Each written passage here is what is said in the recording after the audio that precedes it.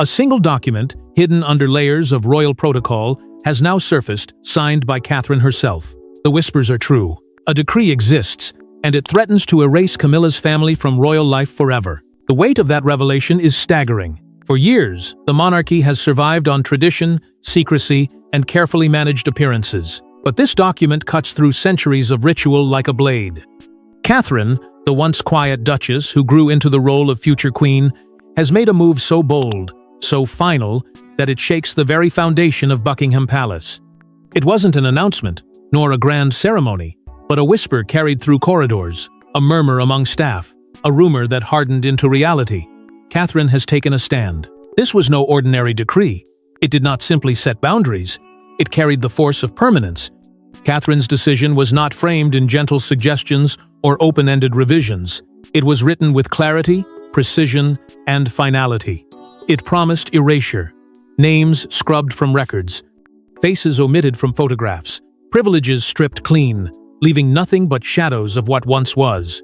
Camilla's family, who had slowly found themselves entwined in the privileges of royal life, now face the ultimate humiliation. To be removed, erased, forgotten, the secrecy surrounding the decree's discovery only deepens its power.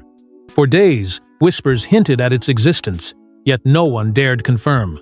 And then, as if orchestrated by fate itself, the truth was revealed not through a grand statement, but through the fragile networks of palace insiders. Those who laid eyes upon the decree described its tone as cold, unyielding, and absolute. Catherine's hand had signed it, and her resolve was unmistakable. For Camilla, the betrayal cut deeper than any public slight or whispered insult. This was no ordinary act of defiance. It was an assault on her legacy, her bloodline, her attempt to secure a place for her family in the tapestry of monarchy.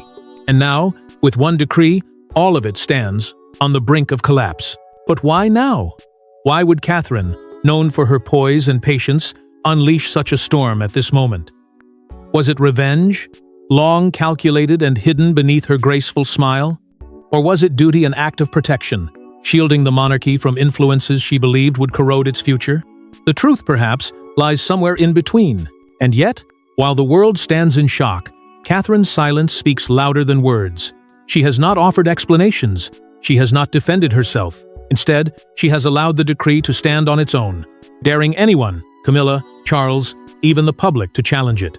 But to understand why Catherine risked everything for this decree, we must go back to the unspoken war that has been brewing behind closed doors. For years, Catherine smiled in public, but behind palace walls, her quiet war with Camilla had been simmering, waiting for this exact moment.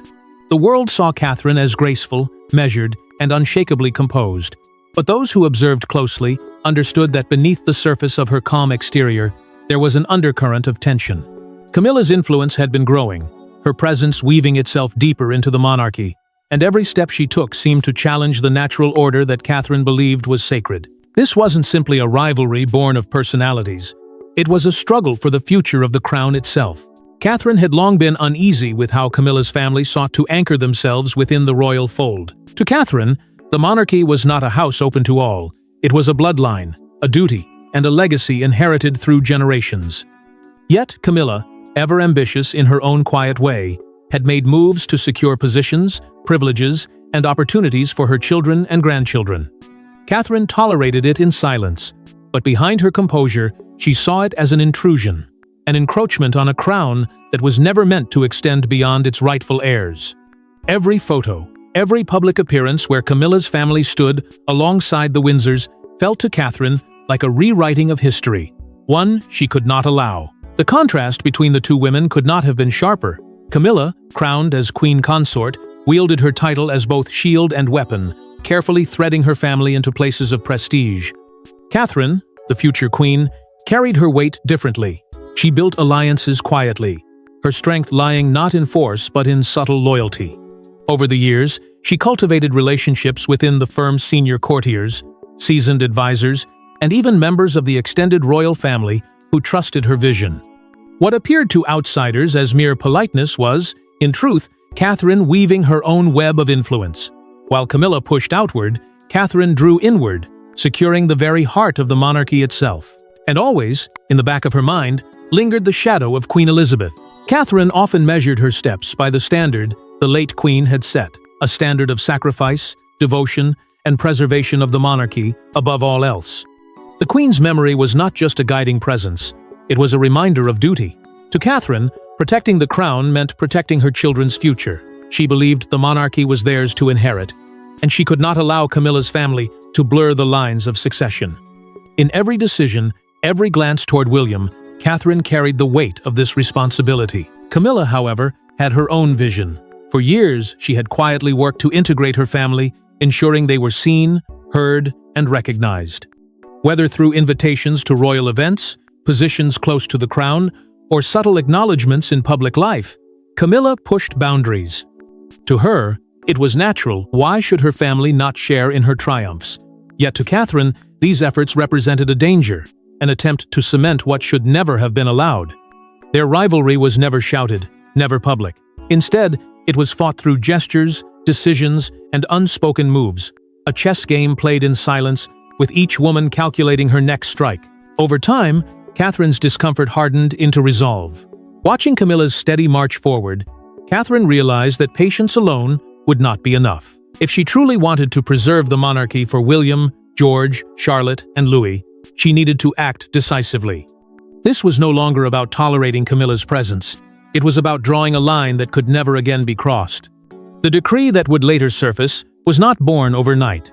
It was the culmination of years of unspoken tension, of hidden battles fought in silence, of a rivalry that had reached its boiling point. But Catherine was not acting alone. Her secret allies within the monarchy helped fuel this shocking move. Whispers suggest that Catherine's pen was guided not by her hand alone, but by powerful allies who stood ready to erase Camilla's influence forever. What appeared to the public as an isolated act of defiance was, in truth, the product of a carefully built alliance, a network of loyalty forged in silence and sealed by trust. Catherine, though strong in her own right, knew that a single figure could not challenge Camilla's reach without risking collapse. To succeed, she needed support, and she had quietly gathered it, piece by piece, until the moment was right to strike. Among those whispered to stand firmly at her side was Princess Anne. Known for her blunt honesty and deep loyalty to the monarchy's traditions, Anne had never been comfortable with the idea of Camilla's family sliding into roles of influence. To her, the monarchy was not a stage for outsiders, but a lineage bound by blood and service.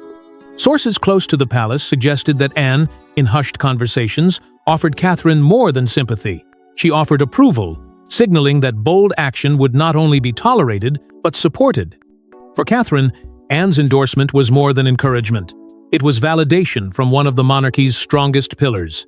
Yet, perhaps the most decisive figure in this alliance was William. Though he rarely spoke publicly on the matter, his silent backing was unmistakable. William, shaped by his mother's legacy and the weight of his destiny, had grown wary of Camilla's family's growing entrenchment in royal affairs. While he may not have openly pushed for their removal, his steady, quiet support for Catherine's instincts gave her the courage to step further than she might have dared alone.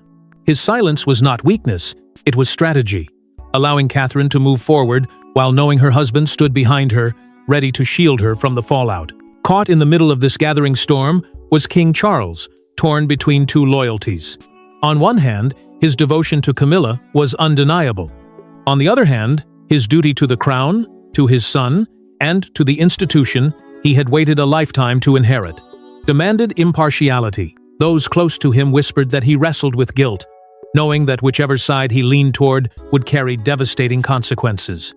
In the end, his hesitation, his inability to intervene decisively, only emboldened Catherine and her circle to proceed with the decree. Silence from the king became its own kind of permission. Adding weight to Catherine's resolve were the so-called secret letters of Queen Elizabeth. Though never made public, these writings were said to contain reflections, warnings, and guidance for the monarchy's future. To Catherine, they were more than ink on paper. They were a moral compass, a voice from the past, urging her to protect the crown at all costs.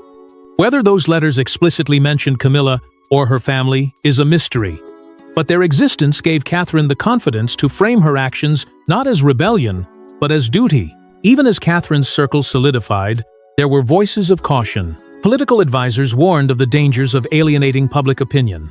fearing that removing Camilla's family might trigger backlash from those who viewed the monarchy as already fragile. Yet, there were others, equally persuasive, who urged her forward, reminding her that strength, not compromise, had always secured the crown in moments of crisis. Caught between these clashing perspectives, Catherine made her choice. Hesitation would be fatal, boldness her only path. And so, as the days passed, the circle around her grew tighter. Allies like Anne and William closed ranks, Charles drifted into silence, and the Queen's legacy loomed like a shadow, guiding her every step. In this crucible of loyalty, fear, and ambition, Catherine's resolve hardened. She no longer questioned if the decree should be written. She only focused on when. With allies in place, Catherine set her eyes on one goal: rewriting royal life with a single stroke of her pen. It was not just a piece of parchment, it was a weapon. The decree Catherine signed did not merely restrict, it obliterated Camilla's family's place in the monarchy. Every line carried a finality that could not be softened, every word crafted with an unyielding authority that left no space for interpretation. This was not a suggestion, not a request, but an edict that severed ties in one brutal stroke. The language was sharp and deliberate. Phrases like permanently removed, stripped of access, and no claim to royal privilege etched themselves into history with an unforgiving weight. Once sealed, there was no pathway back, no hidden clause that could soften its blow. It was an ending, one that would echo through every corridor of the monarchy. The decree laid out, in unflinching detail, the dismantling of Camilla's family's place within royal life. Their honorary positions were revoked, their privileges withdrawn, their access to royal estates and palaces denied. No more public appearances under the royal banner. No more invitations that placed them beside true heirs. No more lingering in the shadows of power. Even the ceremonial roles they had quietly enjoyed were erased as if they had never existed. The decree did not merely push them aside, it rewrote the narrative entirely, ensuring they were not just excluded, but erased. Their names struck from official records, their presence wiped from the annals of the crown. Catherine's reasoning was as cold as it was clear. For her, this was not personal revenge, it was preservation. In her eyes, the crown did not belong to Camilla's bloodline, nor could it be diluted by the ambitions of those tied to the monarchy only by marriage. Her responsibility was to William, to George, to Charlotte, and to Louis, the heirs who carried the weight of the future. She viewed the monarchy as fragile, its survival dependent on drawing a firm line between rightful heirs and outsiders seeking legitimacy through proximity. This decree, to Catherine, was not cruelty, it was duty. She believed she was safeguarding the monarchy's purity, ensuring her children's inheritance remained untouched by interference. Yet what gave Catherine strength became, in equal measure, Camilla's despair. The cold precision of Catherine's decision clashed violently with Camilla's desperation.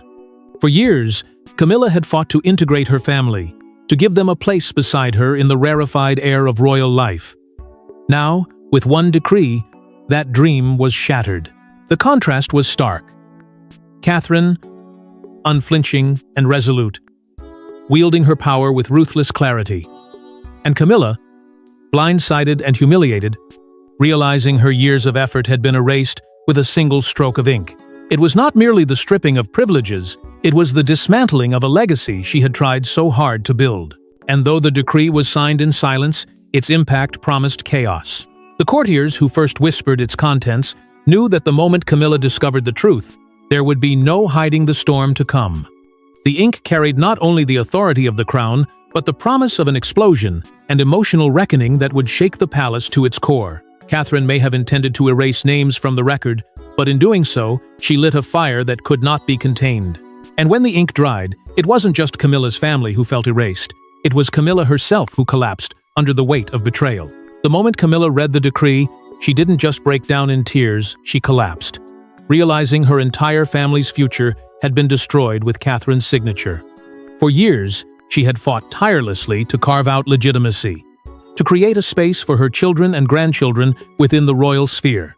Every carefully arranged appearance, every whispered conversation with advisors, every small step toward recognition had been undone in an instant. The words on that decree didn't simply strip titles and privileges, they shattered years of ambition, leaving her staring at the ruins of a legacy she thought she had secured. Her first instinct was disbelief. Surely there was some mistake, some misunderstanding that could be corrected. She clutched the decree with trembling hands, reading and rereading its brutal clarity. But the more she stared at it, the more it became undeniable. This was deliberate, purposeful, and signed by Catherine herself. In a surge of desperation, Camilla called out for Charles. Her voice, usually commanding and firm, was cracked with anguish as she demanded answers. How could this have happened? Why had she not been warned? Yet, when Charles arrived, his silence spoke louder than words. He offered no defense, no reassurance, only a hollow stillness that deepened the wound. Camilla's thoughts spiraled toward her grandchildren. What would this mean for them? The doors she had worked so hard to open for her family had now been slammed shut, bolted, and locked by the future queen. The thought that her bloodline had been cast out while Catherine's children were safeguarded cut her more deeply than the loss of any title. It was as if Catherine had drawn a line across the royal map, leaving Camilla's family stranded outside, condemned to obscurity. That realization was more than humiliation. It was devastation. The sting of betrayal burned even sharper because it came from someone Camilla had underestimated. Catherine, who had always worn a mask of quiet grace, had seemed too cautious to ever launch such a ruthless strike. Camilla had mistaken composure for weakness, patience for passivity. Now she saw the truth, too late. This wasn't a diplomatic gesture, nor a symbolic reminder of tradition. It was a direct assault. To Camilla, it felt like a personal vendetta, a calculated move designed to strip her of power not just publicly, but privately, cutting into the very core of her existence. In her rage, she lashed out with words meant to wound. Catherine, she claimed, was no guardian of the crown, but a schemer, a manipulator using her position to humiliate and destroy. Her accusations, whispered through clenched teeth and trembling lips, echoed through the palace corridors. Staff who overheard spoke in hushed tones of a queen consort broken, pacing in her chambers, her fury mingling with grief. They described her as unrecognizable, once confident, now undone, unraveling under the weight of betrayal. The whispers spread quickly, each retelling sharpening the sense that something irreversible had taken place within the palace walls. Yet beneath the tears, something darker was forming. Camilla's humiliation would not remain a private wound. The pain gave way to anger, and the anger to a thirst for retaliation.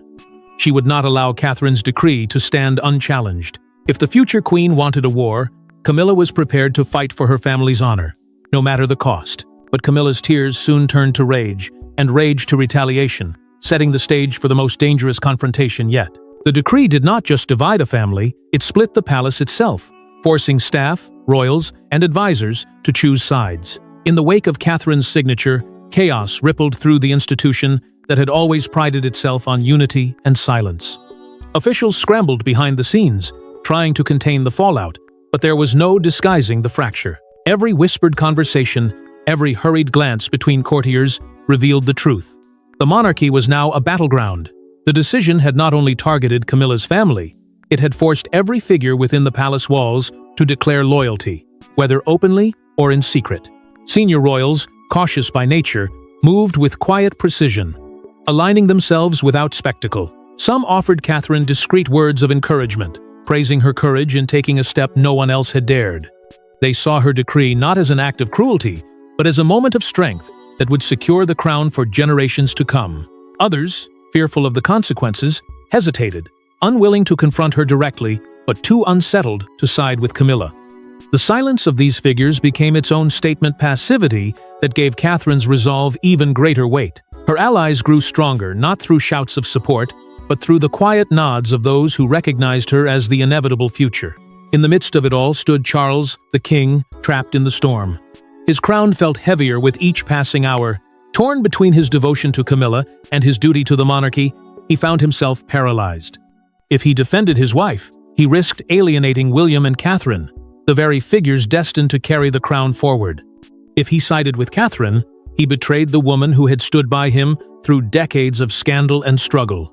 His indecision was a torment, but in the palace, hesitation was more dangerous than any spoken word.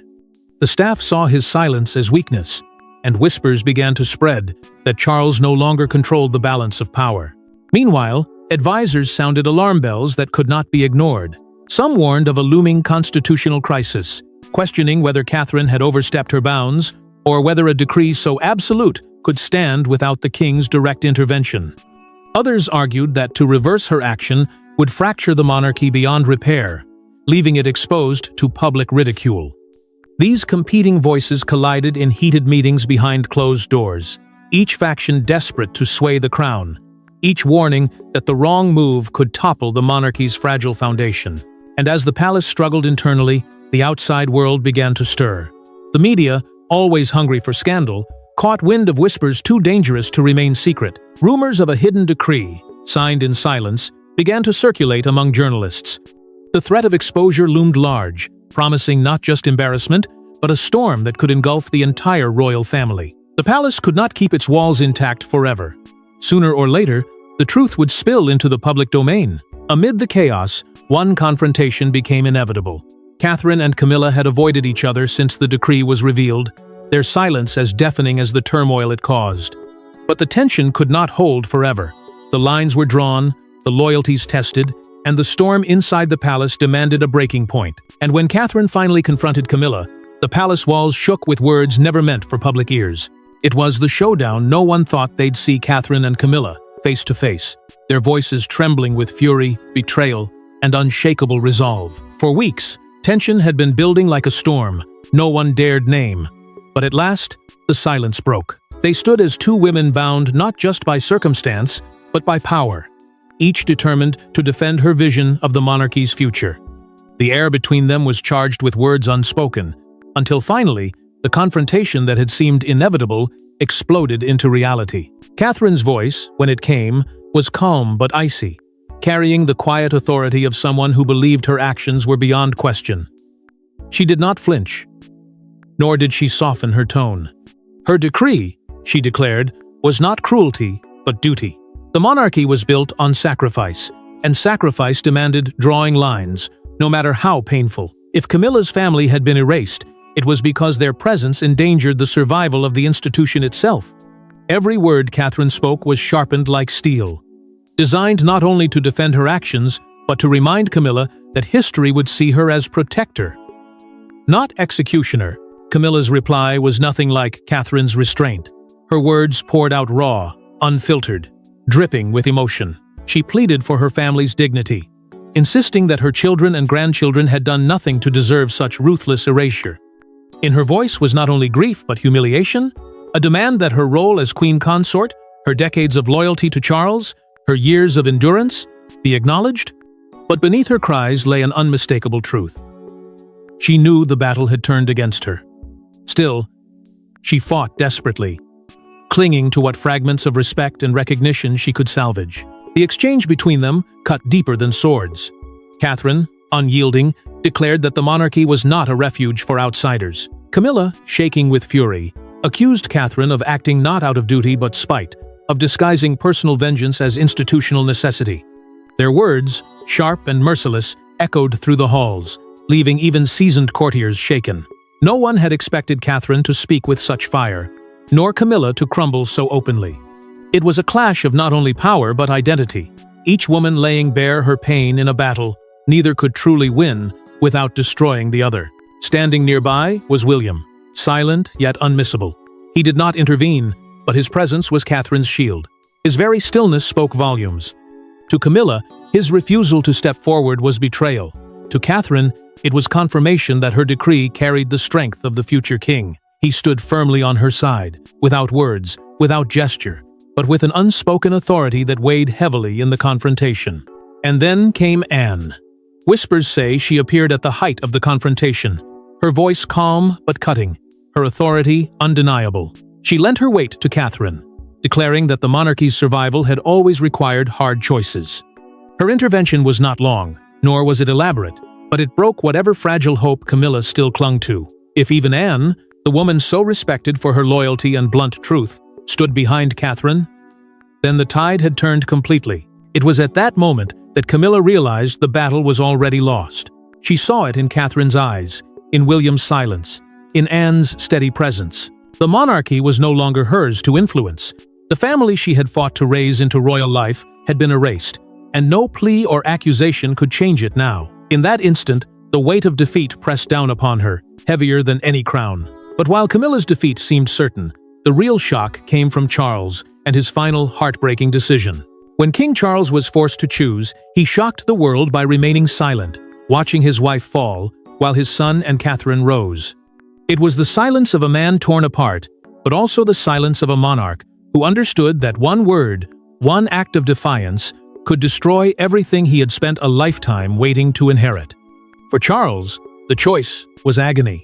He could have defended Camilla, his companion through years of scandal, and his queen consort in name, but to do so would have meant standing against his heir, against Catherine, and against the momentum of history itself.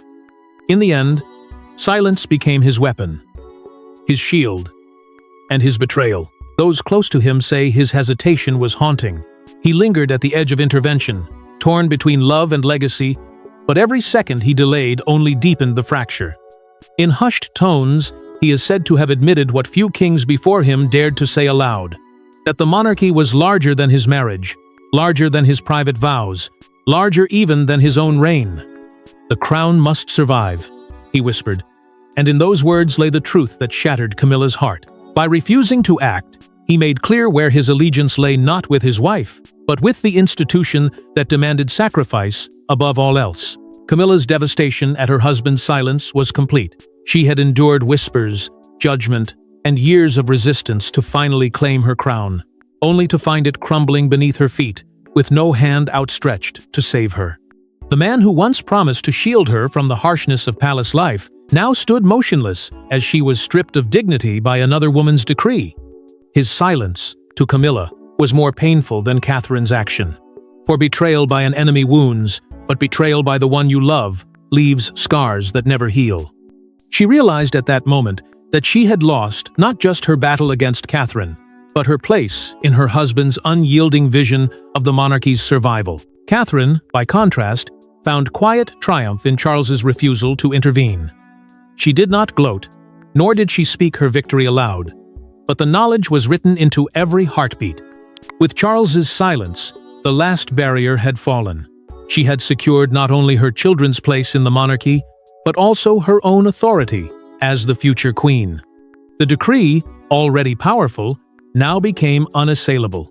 By standing still, Charles had allowed her words to stand, and in doing so, he confirmed her as the guardian of the monarchy's future. In that silence, the symbolic shift of power was unmistakable. For decades, Camilla had been the shadow at Charles's side, carving influence through perseverance. Now, Catherine stood as the undeniable force shaping the crown's destiny. Her authority growing not from a title yet to be worn, but from a decisive act that no one could undo. The crown no longer rested solely on Charles's head. It had shifted forward, toward William and Catherine, toward their children, toward a vision of monarchy reborn in their hands. And so, as Camilla faded into the shadows, Catherine's decree reshaped royal destiny forever. But this was not the end. It was only the beginning of a monarchy reborn in fire. With Camilla's family erased, Catherine now stands at the center of a monarchy forever changed. But the cost of her victory may haunt her for the rest of her life. To the public, she has become both savior and executioner, the woman who secured the crown's future while cutting away those she deemed unworthy. Some hail her as the protector of tradition, the figure who dared to do what others only whispered about. Yet others see her ruthlessness, questioning if the monarchy, in being preserved, has lost the compassion that once bound it to the people. Catherine carries both crowns of admiration and fear, each as heavy as the other. William's loyalty to her has deepened, yet it is shadowed by unease. He knows that while they have safeguarded their children's inheritance, they have also ignited a storm that will not fade quietly. Camilla's silence, her family's humiliation, lingers like a wound the palace cannot conceal. And though Catherine's decree has rewritten royal law, history casts long shadows. Was this act the salvation of the crown, or the curse that will haunt it for generations? The future heirs, George, Charlotte, and Louis, will inherit not just the monarchy, but the consequences of this ruthless choice. The monarchy has been rewritten forever, and with Catherine's decree now etched into history, the question remains, who will dare challenge her next? Thanks for watching. Don't forget to like and subscribe, and we will see you in the next one.